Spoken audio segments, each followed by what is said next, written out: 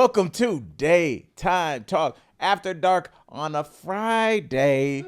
My day. Yes, excited for the weekend. Excited to be with my two girls, Sam Shocker, who couldn't be bothered to stop eating to be introduced. Chef Pat is in the house. Yeah. And Chef Pat makes the best food, and he always accommodates my plant-based vegan diet. And sorry, Al, but this is my second helping. Yes. Okay. It is yummy. It's always good to start a talk show by pushing your microphone away from you so you could continue to eat.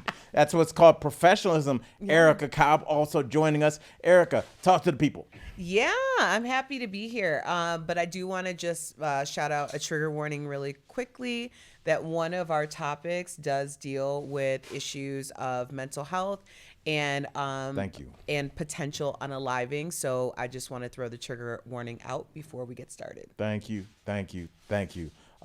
Needed to be said. And also this needs to be discussed because not only do we need to warn people about potentially triggering topics, but also we want to talk to them about topics that they're more than likely going to encounter within their entire adult life. And that is the topic of people wanting to do harm to themselves or unalive themselves. In this case, this story is brought to us by Hilaria Baldwin, Alec Baldwin's wife, who recounts that after he went through the trauma and everything that happened on the set of Rust, he wanted to unalive himself. So I wanted to, as two of the most empathic and emotionally thoughtful people that I know, I wanted to know what you think when you initially hear the story. Does it make you think of a situation that you maybe have encountered?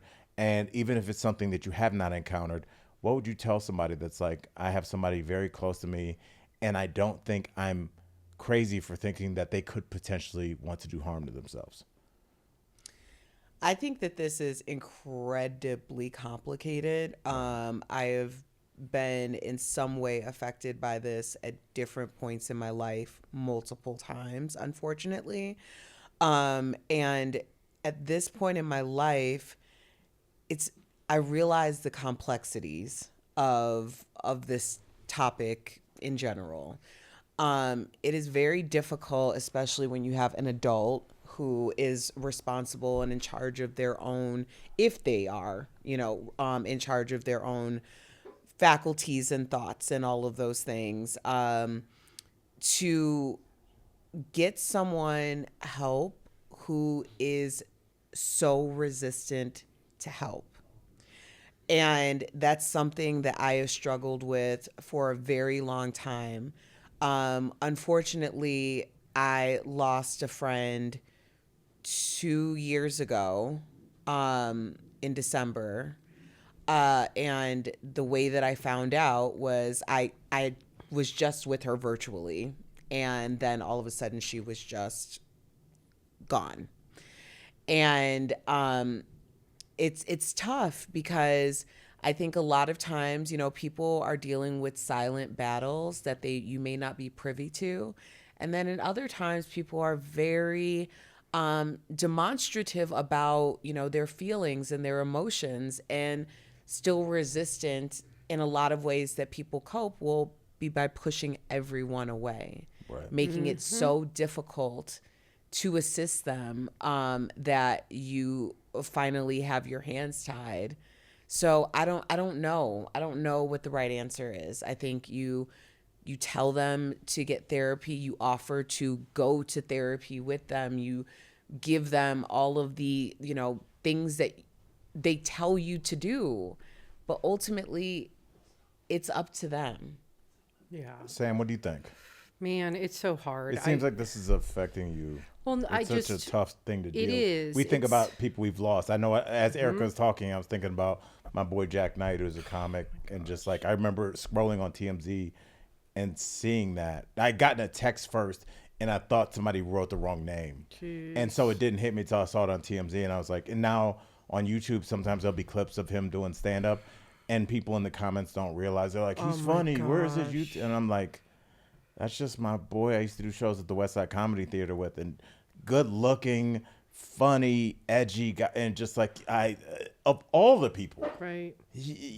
So please. But I feel like, before I get into it, I don't know the statistics behind it, but it feels like it happens a lot in comedy.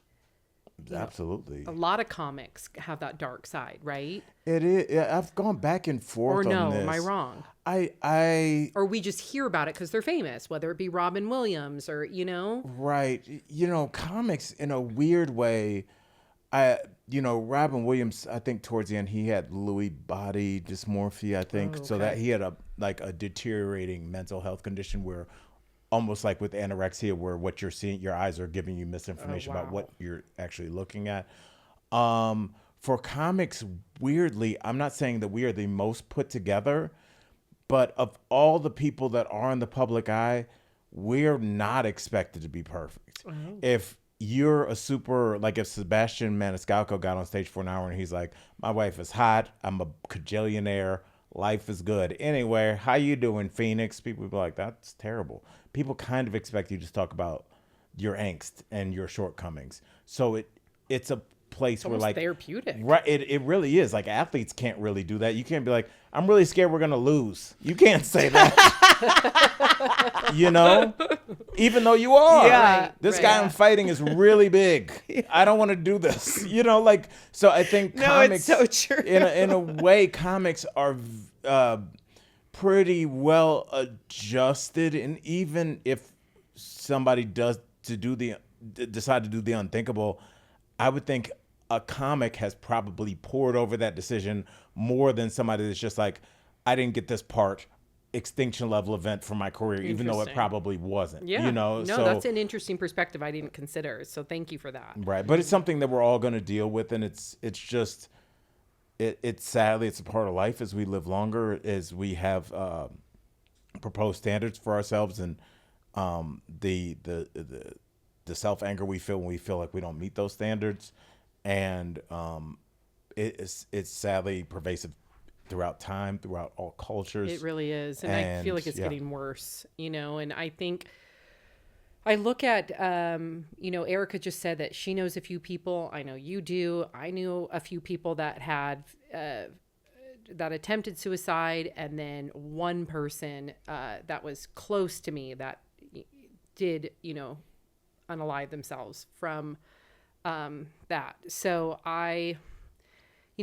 depression is the one disease where you don't want to cure it. If you have cancer or something, you are motivated to go and get chemo. I mean, at least you hope you are, as opposed to with depression, you just want to hide in a deep, dark hole. So your body is even more so against you because you physically can't help yourself. Depression is such a bitch. It's such a bitch. Here's the thing, because this is so frustrating to me. It is so frustrating because when you have someone that you really love and care about, and they can't find it at all because of something that has taken over their brains to give a crap about themselves. And then you're coming in offering every resource, trying to be there, offering everything you possibly can. And it's met with attitude and angst and anger and deflection, projection on you. And you are just continuing to do this. And it's almost like it's a test for anyone that cares about someone who's in that hole to be like, how long is your strength? What is your resilience level? How long can you continue to do this? When you become public enemy one, right? How long are you going to be able to sustain this?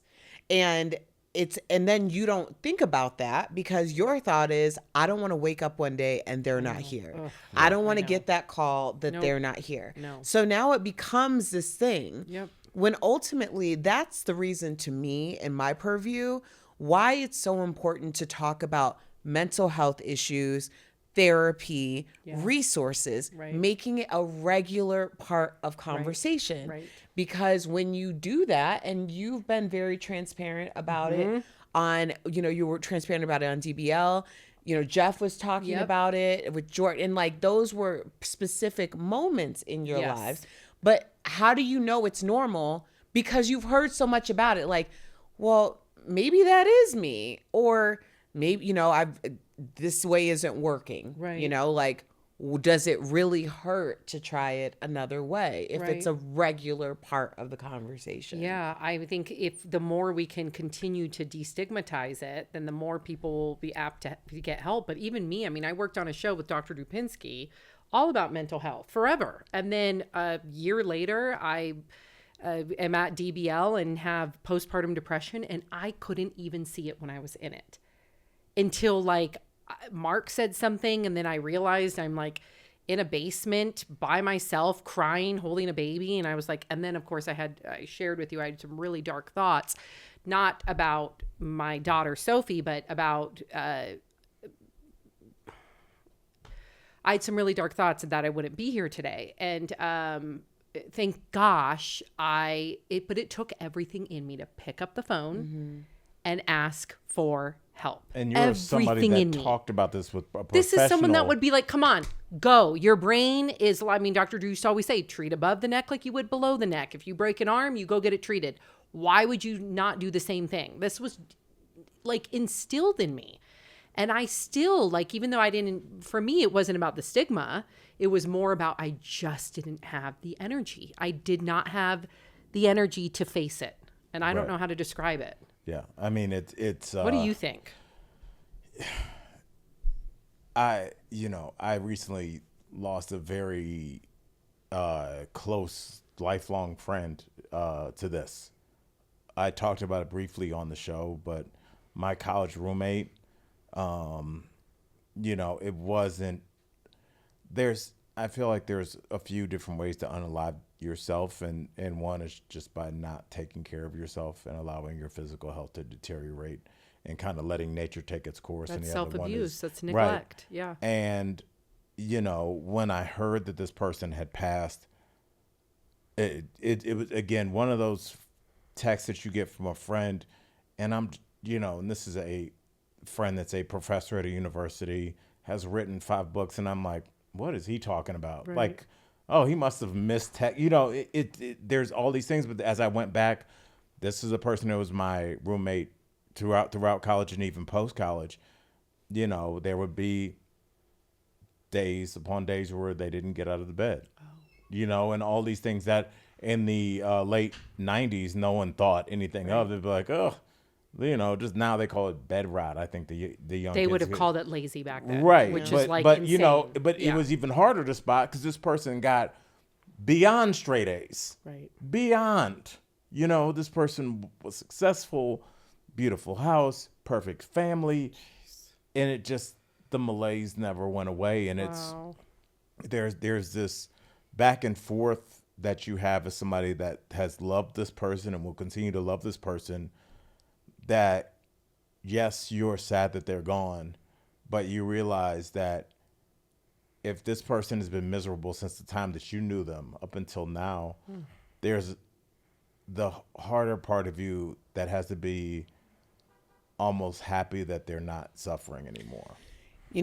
I understand I totally understand what you're saying. I think I'm following this man now, and he has made a decision of when he is going to assisted end his life. Mm-hmm. And it's called, I think, 150 suppers or 180 suppers, something like that. And I really, because it's interesting to me for someone to come out and say, due to the issues that I am facing in this world, I have gotten with my medical team and we have decided that this is going to be my last day on earth and this is how I'm doing it. And as part of this, he was invited to all of these last suppers. Like, people were inviting him to dinner. And so he's created this account that's following all of his journey to this last supper. And at first I was like, this feels too morbid to follow. But then, like, I feel like social media is such a unique way to understand the psychology of others, right? To get another idea of the way that people think and choose to live their life or don't. And it's interesting to see the comments, and some people are, most people are very, very kind and supportive. There's a lot of people who feel a lot of anger because they're saying basically you don't have a condition that's terminal, whereas, and then they're projecting their pain, whereas my so-and-so had this condition and couldn't choose to, live or not live, and you're given this choice. Right. And you're choosing just to end it. Like, how selfish, all this stuff. So it's an interesting thing to observe, but also to feel. What must that feel like to truly not only believe that you want to have control of taking your own life, but also to be so measured about it and have like a sense of the finality of your life. It's a totally different conversation than anything that we've ever really talked about in mainstream media. And I'm not, just to be very clear, I am not supporting or, encouraging people to take their own lives. I encourage you to get help out there, like get support. I'm going to give some resources because I think it's... Please do. And while you're looking, and we can link it to... Yeah. I was going to say, just to close up to put a bow on my end, obviously I spoke to this person's partner, and, I was there when they met. And she expressed kind of like what I was feeling as well, that some people aren't enjoying this ride that we're on. And I think that that's the harder thing, and it's probably the genesis of where a lot of the comments that you're reading with people saying he doesn't, how dare this person usurp and take control when my aunt didn't get that chance or my spouse didn't get that chance.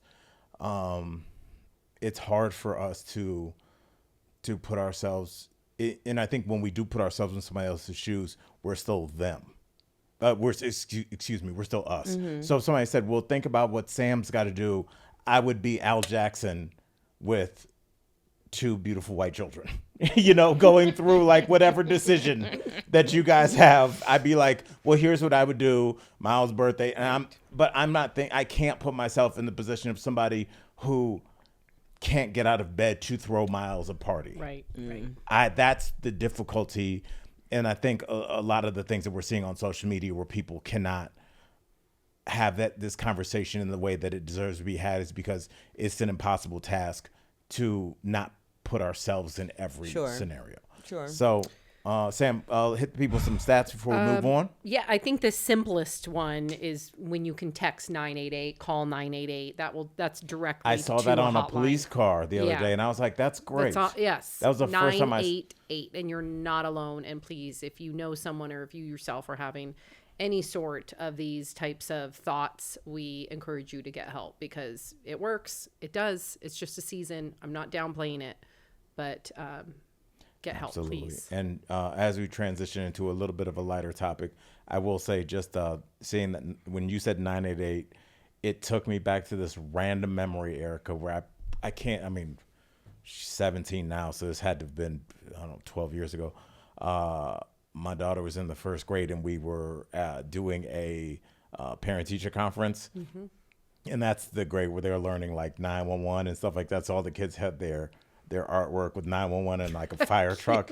And right over the teacher's shoulder, as I'm like trying to pay attention, just like this kid said, when you need help, call 119.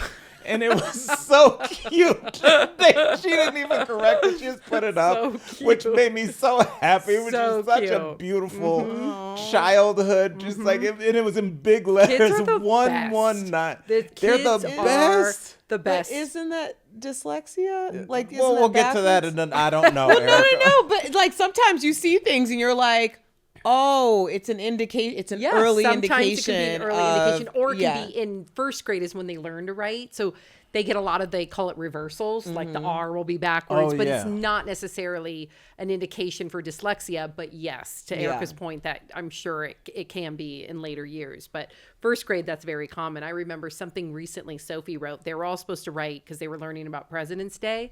And they're all supposed to say, like, why they would want to be president. And Sophie's was so blunt. It was, that seems like a lot to be president. I do not want to be president. I'll show you. It seems like a lot. It's so true. It's so true.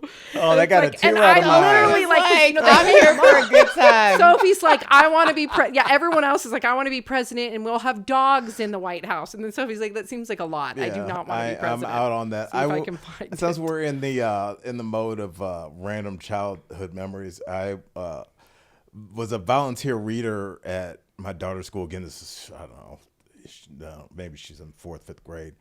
And there was a sub in her class that day. And it was an older black woman. It's Atlanta. It's an older black woman. When I say older, she was probably then in her late 70s, early 80s. And so she's like, I'm going to read this book to the kid. I'll read the first chapter and then you can read the second one. So I was like, okay, great. So this black woman, and she had I don't think she knew what she was reading. She had the book, All Families Are the Same.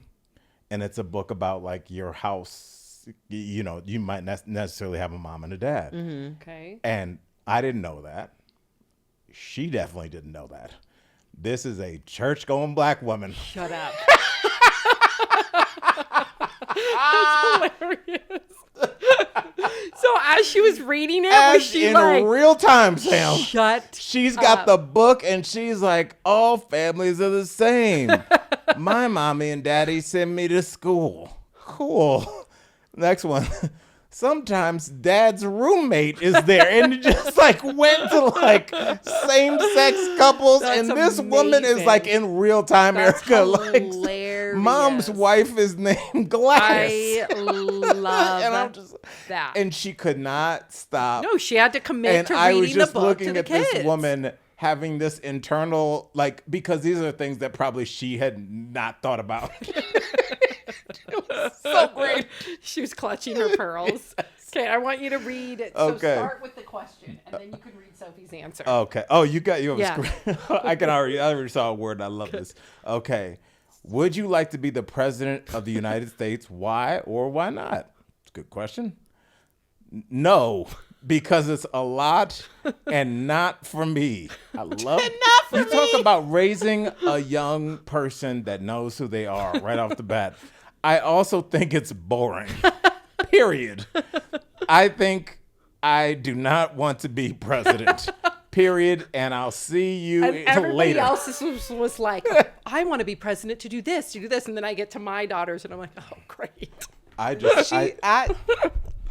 don't blame her. Erica, I will say for, all that we hear about these kids in this generation, I'll tell you this. They know. I look at my kids and like the idea like my kids will tell me like, no, I don't want to eat that. And I'm like, just even something like that. I'm like, I would have never. My mom said used to make my father. Dude, my mom used to make tuna melts. I hated tuna and tuna melts. Did I always eat the tuna melts? Yes, because my mom made them. Yes. Uh-huh. You didn't. There was no choices. No, you eat what's on your plate. There was no DoorDash. No. The DoorDash was the dash you were making to the door if you told your parents no. Yes. That's it. Did you just come up with that? I did. That's really good. Hilarious. That's really good. It's the truth. Yes. I will say this, and this might be, since we're talking about this might be a little old man rant. But, we were in Phoenix this weekend for spring training. We at the United Lounge. You were? Yes. For spring training? For what? Because baseball. I wasn't playing. Oh, because of SAR. Got it. What do you think?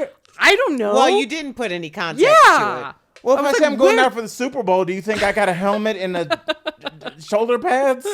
It's a sporting event. I didn't know. You do know a lot about sports. Maybe you had some new sporting gig. I don't know, but go ahead.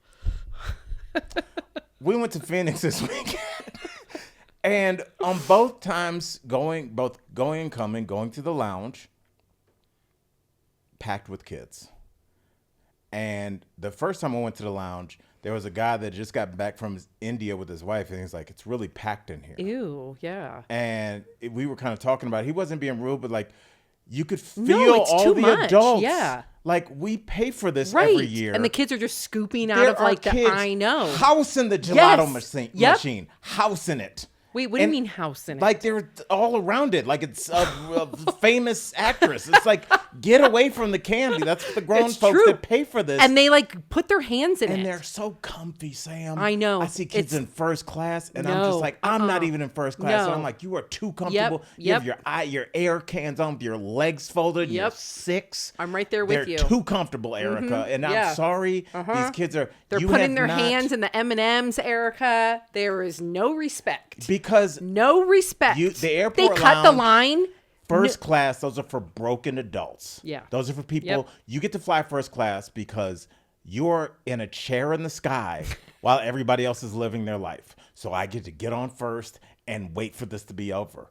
I don't want your 7-year-old with their "what's up, sir" energy next to me. Stop eating all the candy. Stop taking all the chairs. Cutting Me and SARS in line. are basically standing up because they're kids. Yeah. I'm glad you're all plugged in over there, Jack. So wait a minute.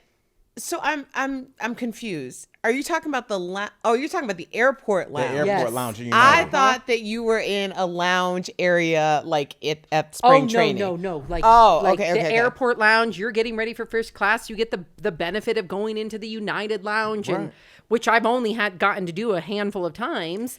And then if I go in there, and I have witnessed a couple of kids being really inappropriate, but not to the point where, like you said, it was full. I'm being a little bit curmudgeonly, but there's lots of kids in there. You need to have respect. I don't really do lounges unless it's because I generally because she's used to it. The people like me who rarely go in the lounges. No, like, that's not true. That's not true. The only time that we really do lounges is international, but domestic we don't do lounges. Because generally, I want to eat. You're at Elway's. Yeah, I want to eat before. Well, wherever it is, I want to eat before. And the food in the lounge sucks everywhere, unless you're going international. But it's free before I get on a flight. What are you, a lumberjack? It's not free. You have to pay for it. The lounge is free. The lounge is not free. It comes with it. It comes with it. You're paying for it whether you're paying your service fee on your credit card or you're paying. And you don't even get free lounge access with business class flight anymore. No, it is not automatic. You have to get your lounge access comes from either your credit card, kids coming in, or you're paying. But I don't get the lounge thing. I can understand if we had children, I would definitely do a lounge because then you would have your kids orderly. You would not let your kids my children grabbing things. My future children.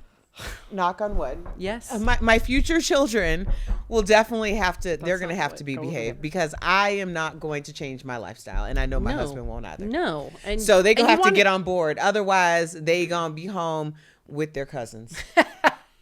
Okay. That was just like a weird old man rant. But I'm just like, I don't know. I wonder if there should be areas that are just for grown folks. Now, before the fancy lounges. Before we go. I want my kids to come. They just have to be orderly. But that's what everybody says, and now it's a hickory hideout playhouse. Not a hickory hideout. I don't want all these kids everywhere. It's weird. But if they were my kids, I'd be like, y'all come on. So I am being shady now. Sorry, I got hooked onto the Wi-Fi really quickly. There were people. There's a thread on Reddit. I want to get to it really quickly, and it's people saying things that are slowly destroying us in society. Some are kind of serious. Some are kind of fun. That was mine. Okay. The kids in lounges is mine. But some of these are kind of serious, and I want to get to it. And you know that we rap in like I know. We don't have a minute. No, save it for next time so you can give a proper goodbye. Yes, exactly. Because I need to go home and put my kids down. Speaking of kids, God, Al. And Erica's running like 3,000 million businesses. I really am. Yeah, she really is. Your girl I'm is sorry tired. to have kept you guys. Okay, give them a proper goodbye. All right. This is bullying. This is adult bullying. I wanted to keep talking to y'all, but these two. Not like that. I know. And these two? No. Trying to introduce a whole nother topic with 37 seconds left. I know. Thank you, Eric. I'm glad Erica said something. I was getting nervous. Yeah. Right. Okay. So on behalf of myself, the mistress of death, and take it. the queen of peeps, Peeps. I've been Al Jackson. I appreciate you, Night Owls, Hoot Hoot, for supporting and joining us every Friday. We love you guys. Love you and guys. We'll see you next week. Don't forget to follow Chef Pat as well. He's a friend of our show, and he's our family and dude, IDK Studios. We appreciate y'all. Love you we guys. appreciate y'all. All right, Hoot have a good hoot. one. Enjoy your weekend.